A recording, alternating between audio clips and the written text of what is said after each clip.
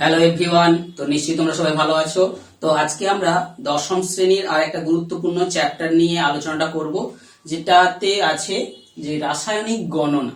তো এটা একটা গাণিতিক চ্যাপ্টার, অর্থাৎ বিভিন্ন গাণিতিক প্রশ্নগুলো কিন্তু এখানে পড়বে। তো সেই গাণিতিক প্রশ্নগুলো তোমরা যে ভৌত বিজ্ঞান বইতে তোমরা নবম শ্রেণীতে পড়ে এসেছো, কিংবা দশম শ্রেণীতে যেগুলো পড়বে, তার যে কেমিস্ট্রি পাঠের যে গাণিতিক প্রশ্নগুলো সাধারণত এই চ্যাপ্টারে আলোচনাটা করা হয়ে থাকে। তো এই চ্যাপ্টারটা গণিতগুলো করার জন্য তোমাদের কিন্তু নবম শ্রেণীতে যে মূল চ্যাপ্টারটা পড়েছিলে ভালো করে, সেটাকে কিন্তু তোমাদেরকে আরেকবার দেখতে হবে এবং সেখানের কিছু বিষয়গুলোকে তোমাদেরকে আরেকবার ঝালিয়ে নিতে হবে। তো এই রাসায়নিক গণনা চ্যাপ্টারটাতে আমাদের কোন ধরনের প্রশ্নগুলো সাধারণত এখানে পড়বে সে বিষয়টা একটু স্পষ্ট করে নিই।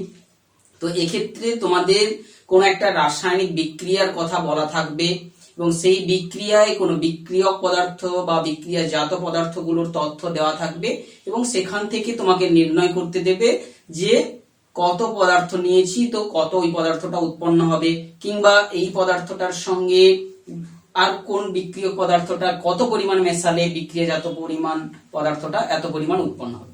তো এক্ষেত্রে আমরা যে গাণিতিক এই যে প্রশ্নগুলো আমরা সমাধান করব, দু ধরনের প্রশ্নগুলো সাধারণত এসে থাকে। তো যে এক ধরনের ক্যালকুলেশন যে গাণিতিক প্রশ্নগুলো থাকে, এখানে সাধারণত ভর নির্ণয় বা ভর সংক্রান্ত গণনা, কিংবা যেটাকে আমরা বলতে পারি মোল থেকে কোনো মোল পরিমাণ সংখ্যা নির্ণয় করতে তোমাদের দেওয়া থাকতে পারে। তো এই প্রথম প্রকারের আজকের যে বিষয়টা আজকে আলোচনাটা করব, সেটা হচ্ছে এই রাসায়নিক গণনা চ্যাপ্টারের যে মূল বিষয়টা আজকে আলোচনা করব, যে কোন একটা রাসায়নিক বিক্রিয়ায় কোন একটা পদার্থ নিয়েছি, তার এত ভর থেকে কত ভরের ওই পদার্থটা উৎপন্ন হয়। তো এই যে প্রশ্নগুলো আলোচনা করার আগে আমরা যে এই যে ভর সংক্রান্ত গণনা বা মোল সংক্রান্ত গণনাগুলো আমরা করতে যাই, তো সেই সমস্ত গণনার মূল ভিত্তিগুলো কি, অর্থাৎ এই সমস্ত রাসায়নিক গণনার ক্ষেত্রে যে কোনো পদার্থটার পরিমাণ থেকে কোন পদার্থটা কত উৎপন্ন হবে, সেই গণনাটা আমরা করছি মূলত যে ভরের সংরক্ষণ সূত্র। এটাই হচ্ছে মূল ভিত্তি। অর্থাৎ কোন একটা রাসায়নিক বিক্রিয়া যখন ঘটানো হয়, তখন কতগুলো বিক্রিয়া পদার্থ থাকে এবং তাদের মধ্যে বিক্রিয়ার ফলে উৎপন্ন হয় বিক্রিয়াজাত পদার্থ। এখন আমরা এই ধারণাটার উপর ভিত্তি করেই করব যে বিক্রিয়ক পদার্থগুলোর যে পরিমাণটা আমরা নিয়েছিলাম, সেখানে কোন মৌলের যে পরমাণু বা তাদের যে আণবিক ভরগুলো ছিল, সেগুলো থেকে যখন অন্য কোনো পদার্থ উৎপন্ন হচ্ছে এবং সেই পদার্থের ভেতরে সেই পরমাণুর সংখ্যা বা অণুর সংখ্যাগুলো, যে পরমাণুগুলোর সংখ্যা কিন্তু আমাদের পরিবর্তন করা চলবে না। অর্থাৎ অণু সংখ্যা পরিবর্তন না করার অর্থটাই হচ্ছে কি আমাদের ভরটা অপরিবর্তিত আছে এটা ধরে নিচ্ছে। তো ভরের সংরক্ষণ সূত্রের এটা একটা উপর ভিত্তি করে প্রতিষ্ঠিত। তাহলে ভরের সংরক্ষণ সূত্রটা কি না, মহাবিশ্বে মোট ভর যে অপরিবর্তনীয়, কোন বিশ্ব সৃষ্টির পূর্বের ভর এবং পরের ভর অপরিবর্তিত থাকে, যেটাকে আমরা সার্বিকভাবে বলতে পারি। অর্থাৎ কোন একটা রাসায়নিক বিক্রিয়ার পূর্বে কোন পদার্থগুলোর মোট ভর রাসায়নিক বিক্রিয়ার পরে উৎপন্ন পদার্থগুলোর মোট ভরের সঙ্গে সমান হবে। তো আমরা এই ভরের সংরক্ষণ সূত্রটা যদিও এক্ষেত্রে আমরা বেশিরভাগ ক্ষেত্রে এটাই প্রয়োগ করব, তবে একটা বিষয় যখন আমরা দেখে থাকি কোন একটা রাসায়নিক বিক্রিয়া ঘটানো হচ্ছে, তো সেই রাসায়নিক বিক্রিয়ায় আমরা দেখতে পারি কখনো কখনো তাপ উৎপন্ন হয়ে যাচ্ছে বা কোনো বিক্রিয়ায় তাপ শোষিত হয়ে যাচ্ছে। তাহলে ভর থেকে বা কোথা থেকে ওই তাপ শক্তিটা আসছে বা শক্তিটা ভর থেকে কোথা থেকে উৎপন্ন হলো, তো যখন কোনো রাসায়নিক বিক্রিয়ায় এই যে সামান্য পরিমাণ যে তাপ শক্তি বা উৎপন্ন হয়ে থাকে, তো সেই ক্ষেত্রে আমরা যে ভর কিন্তু নষ্ট হয়ে সেই পরিমাণ শক্তিটা উৎপন্ন হয়ে থাকে না। তো সেক্ষেত্রে কিন্তু একটা পদার্থের যে বন্ধনী ছিল, একটা তার গঠনের জন্য যে প্রকার বন্ধনীগুলো ছিল, সেই বন্ধনী থেকে যখন পুনর্বিন্যস্ত হয়ে নতুন কোনো একটা পদার্থ তৈরি করছে, তো সেই পদার্থের যে গঠনের মধ্যে অণুর বন্ধনীর সংখ্যা বা তার বন্ধনীর যে শক্তি আলাদা হচ্ছে, এই শক্তির পার্থক্যগুলো থেকে কিন্তু যে তাপ শক্তিটা উৎপন্ন হয়ে থাকে। তাহলে তাপ শক্তি যদি কোনো উৎপন্ন হচ্ছে, যে ক্ষেত্রে সেই শক্তিটা কিন্তু কোনো ভরের যে পরিবর্তনের দরুন হয় না। কিন্তু আমরা যদি কোনো পারমাণবিক বিক্রিয়া ঘটিয়ে থাকি বা নিউক্লিয় বিক্রিয়া, সেক্ষেত্রে কিন্তু আমরা জানি যে ভর শক্তির সংরক্ষণ সূত্র আমাকে লাগাতে হবে।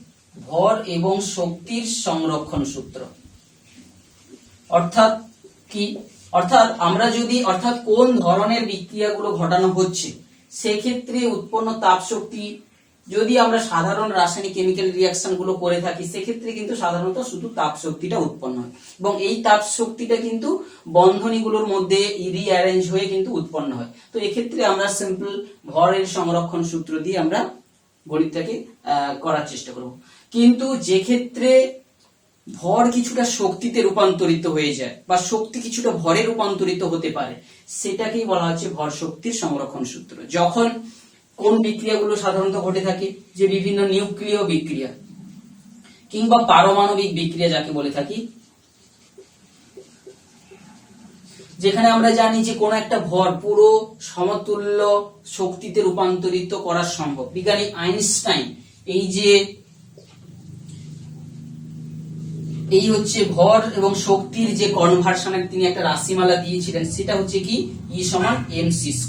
অর্থাৎ m ভরের কোন বস্তুকে যদি সম্পূর্ণ ধ্বংস করে দিয়ে শক্তিতে রূপান্তরিত করি, এই সূত্র অনুযায়ী সে সৃষ্টি হয়। যে ক্ষেত্রে mটা হচ্ছে ভর আর cটা হচ্ছে কি আলোর বেগ। বোঝা গেছে? তো আলোর বেগ আমরা জানি 3 লক্ষ কিলোমিটার পার সেকেন্ড, যেটার মান হচ্ছে 3 × 10⁸। সাধারণত আমরা মিটার এককে সেই পদ্ধতিতে এইভাবে লিখে থাকি। এই আলোর বেগের বর্গ করলে যে মানটা হবে, যে বিপুল পরিমাণে শক্তি, তো আমরা এই সমীকরণটাকে বিজ্ঞানী আইনস্টাইনের যে আপেক্ষিকতাবাদ, যে রিলেটিভিটি থেকে তিনি এটা প্রমাণ করেছিলেন, অর্থাৎ বিজ্ঞানী আইনস্টাইন তিনি তার ভর শক্তির সংরক্ষণ সূত্রতে কি বলেছিলেন, যে কোন রাসায়নিক বিক্রিয়ার পূর্বে বা কোন বিক্রিয়ার পূর্বের মোট ভর এবং শক্তির মোট মানটা বিক্রিয়ার পরের যে ভর এবং শক্তির মোট মানের সঙ্গে সমান হবে। এটাকে বলা হচ্ছে ভর শক্তির সংরক্ষণ সূত্র। অর্থাৎ আমরা এই সূত্র অনুযায়ী, অর্থাৎ শুধু ভর না, ভর এবং শক্তির মোট পরিমাণ এবং ভর ও শক্তির মোট পরিমাণ আগে এবং পরে একই থাকবে।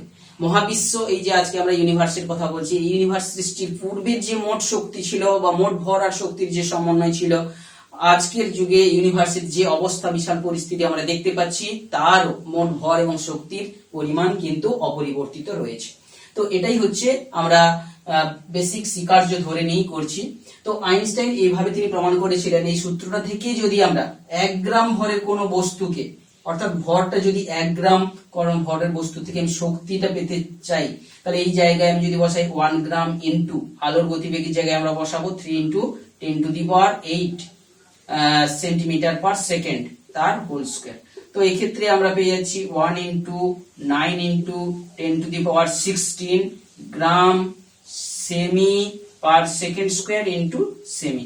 এই গ্রাম সেমি পার সেকেন্ড স্কয়ারটাকে আমরা জানি আর্ক বলে, অর্থাৎ 9 × 10⁻16 আর্ক সেন্টিমিটার, এটা হচ্ছে ডাইন সেমি মানে হয়ে যাবে আর্ক, ডাইন সেমি সমান হয়ে যাচ্ছে আর্ক, 9 × 10⁻16 আর্ক।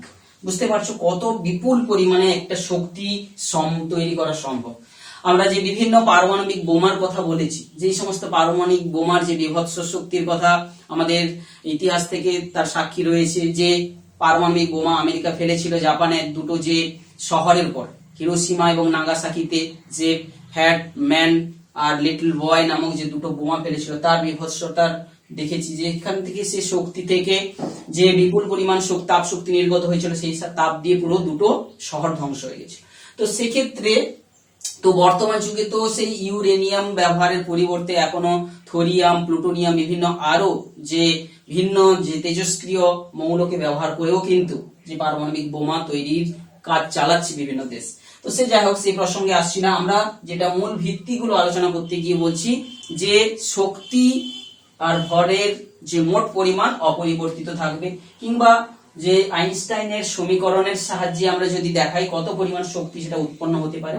তো আমাদের এই যে দশম শ্রেণীতে যে রাসায়নিক ক্যালকুলেশন গুলো পড়বে, রাসায়নিক গণনাগুলো, এক্ষেত্রে আমাদের এই পারমাণবিক বিক্রিয়া সংক্রান্ত কোনো প্রশ্ন থাকবে না।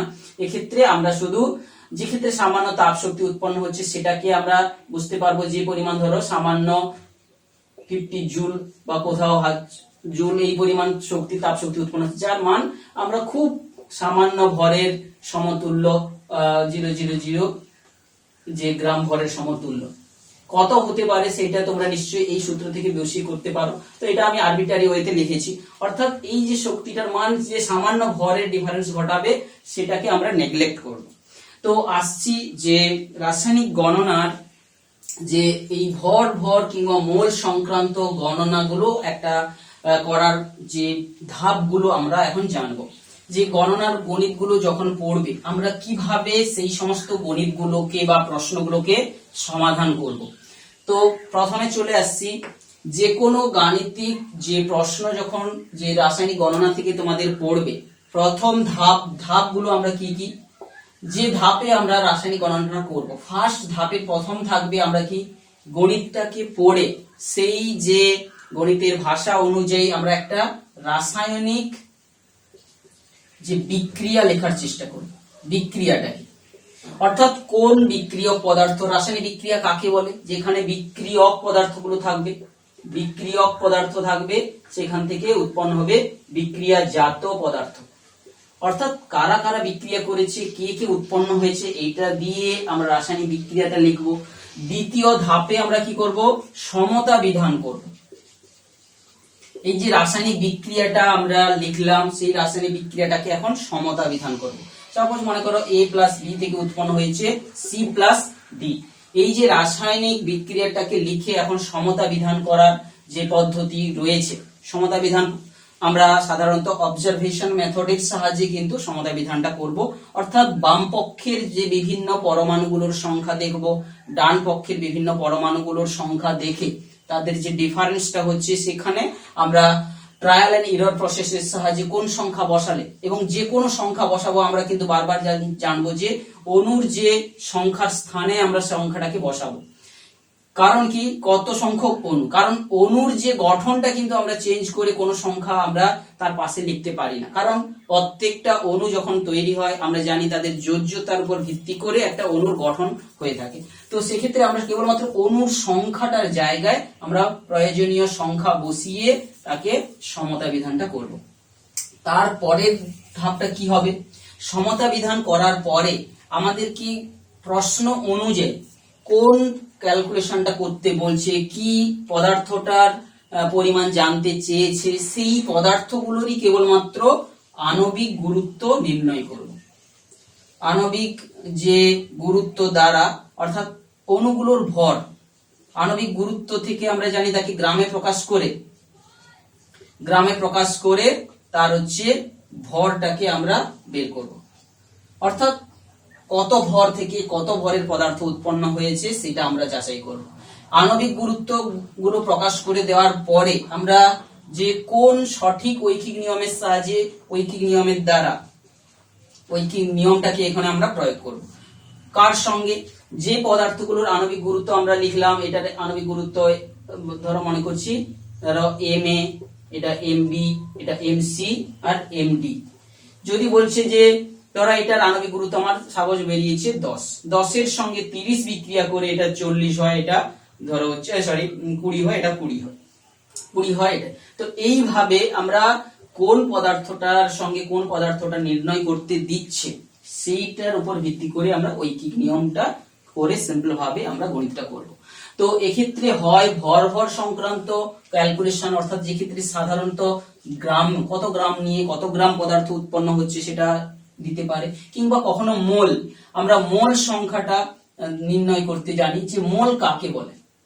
তো এই জায়গায় আমাদের কয়েকটা বিষয়কে এক্ষেত্রে আগে থেকে আলোচনাটা করে নিশ্চয়ই তোমাদের ধারণা রয়েছে, নবম শ্রেণীতে নিশ্চয়ই পড়েছো। একটা হচ্ছে আণবিক ভর বা আণবিক গুরুত্ব যাকে বলে কাকে বলে, সেটা আমরা সাধারণত ভিন্ন ভিন্ন স্কেলে কিন্তু আমরা অণুগুলোর ভর মেজার করে থাকি। সর্বপ্রথম আমরা জানি যে হাইড্রোজেন স্কেলে কিন্তু যে আণবিক ভর নির্ণয় করা হয়েছিল, কোন মৌলের একটি অণুর ভর, অর্থাৎ কোন যে মৌল রয়েছে, কোন মৌলের একটি অণুর ভর হাইড্রোজেনের একটি পরমাণুর ভরের থেকে কত গুণ ভারী, সেটাকেই বলা হচ্ছে মৌলের আণবিক ভর। তো এই আণবিক ভরটাকে গ্রামে প্রকাশ করে দিলে ওই মৌলটার আমরা তার তত গ্রাম বলে আমরা জেনে থাকি। তো এই আণবিক ভরের যেমন হাইড্রোজেন স্কেলে রয়েছে, তেমনি কার্বন স্কেল, অক্সিজেন স্কেল। সেক্ষেত্রে আমরা কি লিখবো, আমরা এটা যদি হাইড্রোজেন স্কেলে এটাকে বলে থাকি, নিশ্চয়ই এগুলো তোমাদের পুরনো পড়াগুলোকে একবার নবম শ্রেণীর বই থেকে সুন্দর করে জানবে। আণবিক ভর যদি আমরা কার্বন স্কেলে বলি, কার্বন স্কেলে আণবিক ভরটার সংজ্ঞা কি হবে না, কোন মৌলের একটি অণুর ভর, কথাটা উপরে যে যা ছিল তাই থাকবে, এবং নিচে থাকবে 1/12 গুণিতক একটি কার্বন পরমাণুর ভর। তো এক্ষেত্রে একটি কার্বন পরমাণুর ভর আমরা জানি তার হচ্ছে ভর সংখ্যা হচ্ছে 12, তাকে 12 দিয়ে প্রায় ভাগ করলে যেটা পাচ্ছি তাদের আণবিক গুরুত্বের সংজ্ঞা, এটা কার্বন স্কেলে, এটা পাচ্ছিলাম হাইড্রোজেন স্কেলে। এইভাবে অক্সিজেন স্কেল, বিভিন্ন স্কেলের প্রচলন করা রয়েছে, অর্থাৎ যে সমস্ত মৌলগুলো দিয়ে কারোর সঙ্গে বিক্রিয়া হয় তার সঙ্গে তার রিলেশন করা সম্ভব হয়, তার সাপেক্ষেই সাধারণত তার পারমাণবিক ভরটাকে নির্ণয় করা হয়েছে। এবং কোন কোন ক্ষেত্রে দেখা গেছে হাইড্রোজেন সবার সঙ্গে বিক্রিয়া করে না, তার সঙ্গে তার অনুপাত করার ক্ষেত্রে ফ্র্যাকশন এসে যায়। তো এইরকম কন্ডিশন গুলোর উপর ভিত্তি করে ভিন্ন ভিন্ন স্কেলের প্রচলন হয়েছে, তোমরা নিশ্চয়ই জানো। তো এই আণবিক ভর, সেই সঙ্গে সঙ্গে মোল সংখ্যা। মোল কাকে বলে না, মোল হচ্ছে আমরা জানি যে একটা বৃহৎ সংখ্যার একটা সমবায়কে আমরা মোল বলে থাকি। যেমন ভাবে আমরা এক ডজন বলতে 12টিকে বোঝানো হয়, ঠিক সেরকম ভাবে এক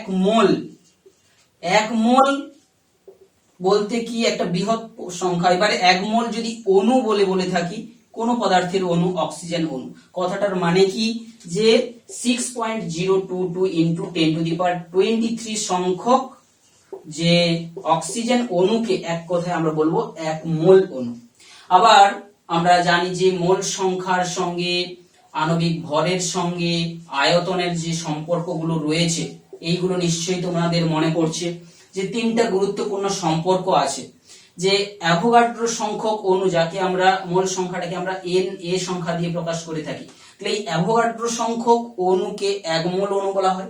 আবার এক মোল অণু তাদের যে গ্রামে প্রকাশ করে দিলে অক্সিজেনের আণবিক গুরুত্বটাই হবে, অর্থাৎ আণবিক গুরুত্বর পরিমাণটাকে যদি আমি গ্রামে প্রকাশ করে দিই, তত গ্রাম অক্সিজেন যদি আমরা নিয়ে থাকি, তার মধ্যে এত সংখ্যক যে অণু থাকবে অক্সিজেনের অণু। এখন যে কোনো পদার্থের যদি আমরা আণবিক গুরুত্ব বের করে তাকে গ্রামে প্রকাশ করি, সেই গ্রামের মধ্যে সেই পদার্থের তত সংখ্যক অণু থাকবে। এখন অণু সংখ্যা, সেই সঙ্গে এই অণুটার মধ্যে কত পরমাণু আছে, দেখতে পাচ্ছ এক একটা অণুর মধ্যে এখানে 2টো করে পরমাণু রয়েছে, তো মোট পরমাণুর সংখ্যা কত হবে, একে আরো 2 দিয়ে গুণ হবে।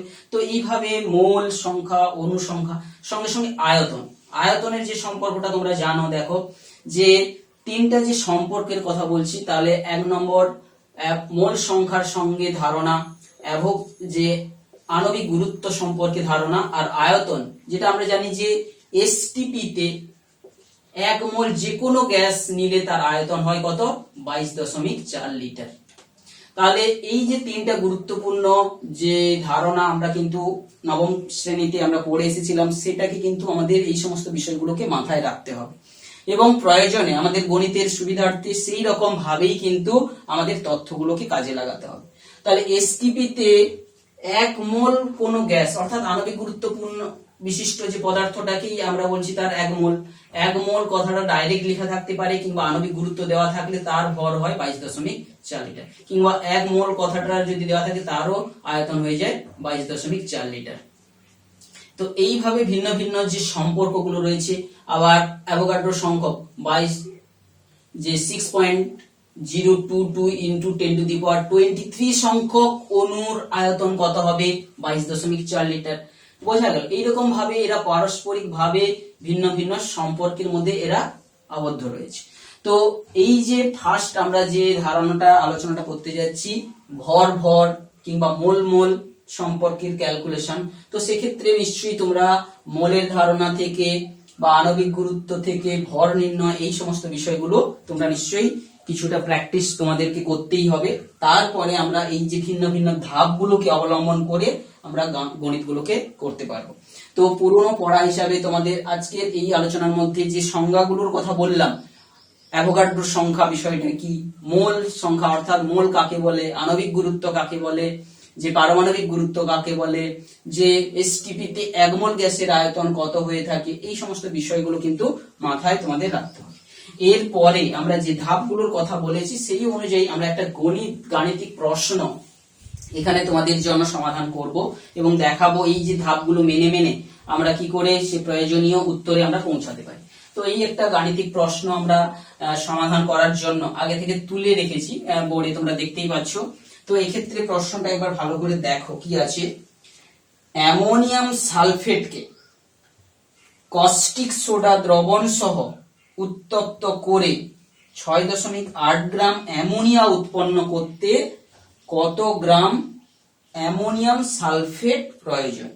তাহলে এক্ষেত্রে আমাদের বিষয়টা ভালো করে বোঝো যে এক্ষেত্রে সংকেত কিন্তু দেওয়া নেই, আমাদের কিন্তু সংকেত লিখতে হবে। তাহলে সংকেত লেখার যে প্রসেস গুলো তোমরা নিশ্চয়ই পড়ে এসেছো সপ্তম শ্রেণী অষ্টম শ্রেণী থেকে, সেই যে পড়ে এসেছো বিভিন্ন চিহ্ন জানা, তাদের যোজ্যতা জানা, সঙ্গে সঙ্গে কিছু মূলকের নাম জানা, মূলকগুলোর সংকেত জেনে তাদের যোজ্যতা জানা থাকলে কি করে সংকেতটা লিখতে হয়। তো এখন দেখো অ্যামোনিয়াম সালফেট আর কস্টিক সোডা দুটো সংকেত, অ্যামোনিয়াম মূলক আর সালফেট, তাহলে দুটো মূলক দিয়ে তৈরি হওয়া যৌগ, সালফেট মূলকের যোজ্যতা 2, তো অ্যামোনিয়াম সালফেটের সংকেতটা হলো এটা। এবং কস্টিক সোডা আমরা জানি যে সোডিয়াম হাইড্রোক্সাইডকে কস্টিক সোডা বলে। তো অ্যামোনিয়াম সালফেট এবং কস্টিক সোডা দ্রবণকে দ্রবণ সহ উত্তপ্ত করলে, এই দুজনকে মিশিয়ে আমি উত্তপ্ত করছি, করলে এখানে দেখতে পাবো কস্টিক সোডা দ্রবণ সহ উত্তপ্ত করলে এত গ্রাম অ্যামোনিয়া উৎপন্ন হয়। তাহলে নিশ্চয়ই এখানে অ্যামোনিয়ার সংকেত জানি NH3। তো এক্ষেত্রে আমরা গণিতটা করার জন্য বারবার কিন্তু বিভিন্ন সংকেত গুলো আমাদেরকে জানতে হবে, লিখতে হবে নিজে থেকে, এবং বিক্রিয়াটাকে আগে রেডি করতে হবে। তো প্রথমে রাসায়নিক বিক্রিয়া শুধু তো অ্যামোনিয়া উৎপন্ন হবে না, বিক্রিয়ায় যে আরো দেখতে পাচ্ছ আমরা ভরের সংরক্ষণ থেকে দেখতে পাবো আর কি পদার্থ উৎপন্ন হবে। অ্যামোনিয়া উৎপন্ন হবে, সঙ্গে সঙ্গে দেখতে পাচ্ছ সোডিয়াম সালফেট, যারা যারা থেকে যাচ্ছে সোডিয়াম সালফেট উৎপন্ন হবে, Na2SO4, কারণ সালফেট মূলকের যোজ্যতা 2 এবং সোডিয়ামের 1। তো এই করে আগে বিক্রিয়াটাকে ব্যালেন্স করতে হবে। তাহলে বিক্রিয়ার রাসায়নিক বিক্রিয়াটা আমরা লিখলাম। এখন এটাকে ব্যালেন্স করতে গেলে তোমরা দেখো ব্যালেন্সটা হয়েছে কিনা। এখানে এক একটা পরমাণুর কথা আমরা যাচাই করা হয়, নাইট্রোজেনের সাপেক্ষে 2 রয়েছে ওভারঅল, তাহলে এখানে 2 করতেই হবে। তো দেখো 2 করলে আমাদের বর্তমান সংখ্যাগুলোর কি পরিবর্তন হচ্ছে। এক্ষেত্রে দেখো 4 দুনে 8 আর 1 9 হচ্ছে। তো কিন্তু ওক্ষেত্রে হাইড্রোজেন কিন্তু এক্ষেত্রে ব্যালেন্স হয়নি, তো আমাদের বিক্রিয়াটাকে কিন্তু ব্যালেন্স করতে হচ্ছে। তো ব্যালেন্স করতে গেলে এখানে শুধু যে 2 বসালে হচ্ছে না, তো তার জন্য আমাদেরকে একটু চেষ্টা করতে হবে, ট্রায়াল এন্ড এরর প্রসেসের সাহায্যে আমরা দেখবো যে কোন সংকেতটা এখানে দিলে হবে। তো Na2SO4 যেহেতু হচ্ছে সোডিয়ামের ব্যালেন্সটা যদি করি, এখানে সামনে 2 দিতে হচ্ছে। 2 দিলে কি হচ্ছে দেখো, হাইড্রোজেন বর্তমানে এখানে 2টো আর এখানে হচ্ছে 4 দুনে 8, মোট 10টা হাইড্রোজেন হচ্ছে। কিন্তু আমরা এখানে অ্যামোনিয়ার ক্ষেত্রে এখানে আমরা সংকেতটা পাচ্ছি কিন্তু NH3 আছে। তো এক্ষেত্রে ব্যালেন্সটা করার ক্ষেত্রে আমরা যদি 2 না দিয়ে এক্ষেত্রে 4 দিয়ে দিই, কারণ তার জোড় সংখ্যা যদি দিয়ে দিই তাহলে এক্ষেত্রে আমরা একটা 2 বসালে পেতে পারি। কারণ সালফেটের সামনে যদি আমাদেরকে 2 দিতে হয়, যদি 2 দিলে এখন নাইট্রোজেন দেখতে পাচ্ছ 4 হচ্ছে, তাহলে 4 আর সোডিয়ামের সামনে 4 দিয়েছি, তাহলে অ্যামোনিয়াম সালফেটের সঙ্গে এখন হাইড্রোজেনের ব্যালেন্সটা করো, 4 দুনে 8, 8 দুনে 16, 16 কিন্তু 16 4 20। তো এক্ষেত্রে কিন্তু একটা জলের অণু এখানে জলীয় দ্রবণের কথা যেহেতু বলেছে, সম্ভবত এখানে জল কিন্তু থেকে যাবে। তো এক্ষেত্রে জলের অণু কিন্তু এক্ষেত্রে থেকে যাচ্ছে, না হলে আমাদের বলছে অ্যামোনিয়াম সালফেট আর কস্টিক সোডা দ্রবণ সহ উত্তপ্ত করলে তাহলে আমাদের সম্ভবত এক্ষেত্রে আমাদের জলের অণু কিন্তু এক্ষেত্রে থাকবে। দ্রবণ সহ উত্তপ্ত আমরা করতে যাচ্ছি, দ্রবণ সহ উত্তপ্ত করলে এই বিষয়টাই আসছে। এখানে আমরা যে ব্যালেন্সটা আমরা করছি, তো এক্ষেত্রে দেখো একটা জল কিন্তু বিক্রিয়ায় কিন্তু উৎপন্ন হবে, না হলে কিন্তু ব্যালেন্স করা সম্ভব হচ্ছে না। তো এক্ষেত্রে অ্যামোনিয়াম সালফেট আর সোডিয়াম হাইড্রোক্সাইড, যেহেতু সোডিয়াম সালফেট উৎপন্ন হচ্ছে 2, এই 2টাকে যদি আমরা সোডিয়ামের কাছে এখানে দিয়ে থাকি, তবে দেখো একটা জলের অণু কিন্তু এখানে রাখতে হবে, না হলে বিক্রিয়ার ব্যালেন্স করতে গেলে দেখো হাইড্রোজেন H2 মানে 8টা আর 10টা লাগছে। তো এক্ষেত্রে আমরা নাইট্রোজেনটাকে 2 পূরণ করলে 6 হচ্ছে, তো আর বাকি 4টা হাইড্রোজেন কিন্তু আমরা এখান থেকে পাচ্ছি, কারণ না হলে এই দুটো হাইড্রোজেন এই জলের সঙ্গে ব্যালেন্স হচ্ছে। তো বিক্রিয়াটা কিন্তু ফার্স্ট ব্যালেন্স করাটাই আমাদের কাছে চ্যালেঞ্জিং। তো এক্ষেত্রে আমাদের কিছু তথ্য যেটা সাপ্লাই করা রয়েছে, জলীয় দ্রবণ যেহেতু রয়েছে, দ্রবণটা কিন্তু থেকে যাচ্ছে লাস্টে। তো প্রত্যেকটা ক্ষুদ্র ক্ষুদ্র যে তথ্যগুলো থাকবে সেখান থেকে কিন্তু আমাকে ব্যালেন্সটাকে করতে হবে।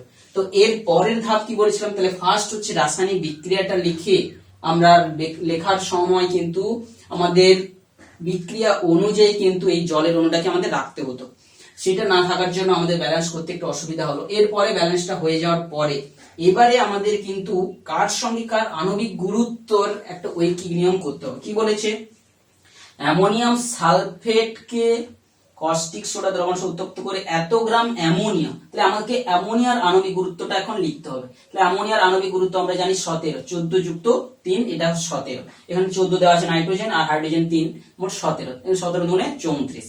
এইটা অ্যামোনিয়া উৎপন্ন করতে কত গ্রাম অ্যামোনিয়াম সালফেট প্রয়োজন, তাহলে অ্যামোনিয়াম সালফেটের আণবিক গুরুত্বটা যদি এখানে লিখি, নাইট্রোজেনের হচ্ছে 14 যুক্ত হাইড্রোজেনের আছে 4, তাকে ওভারঅল 2 দিয়ে গুণ হচ্ছে, তার সঙ্গে যোগ হচ্ছে সালফারের 32 যুক্ত 16 4 64। তাহলে এখানে দেখো অ্যামোনিয়া হচ্ছে 14 4 18 দুনে 36 যুক্ত 32 যুক্ত 64, 36 আর 64 যোগ করে দেখতে পাচ্ছ 132। তাহলে টোটাল হচ্ছে 132 গ্রাম অ্যামোনিয়াম সালফেট থেকে আমরা পাই হচ্ছে 34 গ্রাম অ্যামোনিয়া।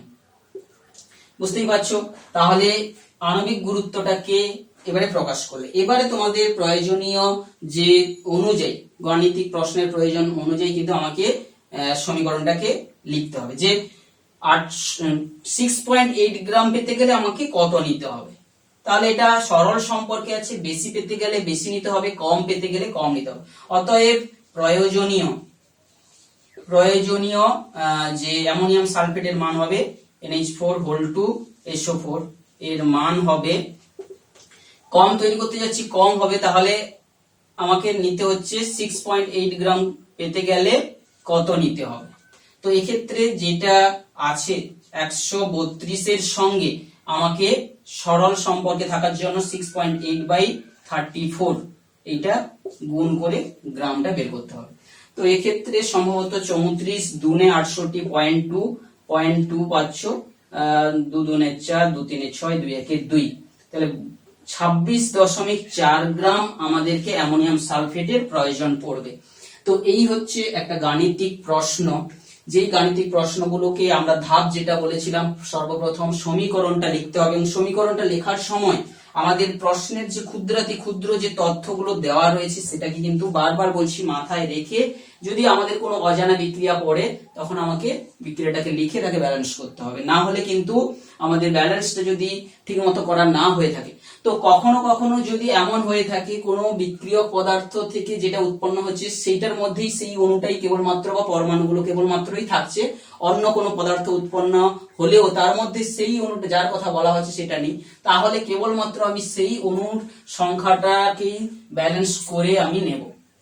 যদি আমি এখানটায় দেখতে পাচ্ছ নাইট্রোজেনের হচ্ছে কিন্তু 2 রয়েছে, তাহলে ওভারঅল এখানে শুধু 2 দিয়ে অ্যামোনিয়ার সংকেতটা আমরা লিখে ফেলবো। এটা করলেও কিন্তু আমাদের বিক্রিয়াটা যদি সামগ্রিকভাবে ব্যালেন্স নাও করি, তো যেটার সঙ্গে যেটা থেকে যেটা করতে বলা হচ্ছে কেবলমাত্র সেই দুটো অণুগুলোর যে মধ্যে থাকা পরমাণুগুলোর আমরা ব্যালেন্স করে নেওয়ার চেষ্টা করব, তাদের মধ্যে যেগুলো রয়েছে কিছুগুলোর, তাহলেই কিন্তু আমরা কিন্তু সমীকরণটা থেকে গাণিতিক প্রশ্ন সমাধান করতে পারবো। তো এই হচ্ছে আজকের যে ভিডিওটা তোমরা দেখবে, এবং প্রয়োজনে তোমরা স্কিপ করে কিংবা স্পিডেও দেখতে পারো। তো পরবর্তী ক্লাসে আমরা আনবো হচ্ছে আয়তন সংক্রান্ত যে গাণিতিক প্রশ্নগুলো যেগুলো থাকবে।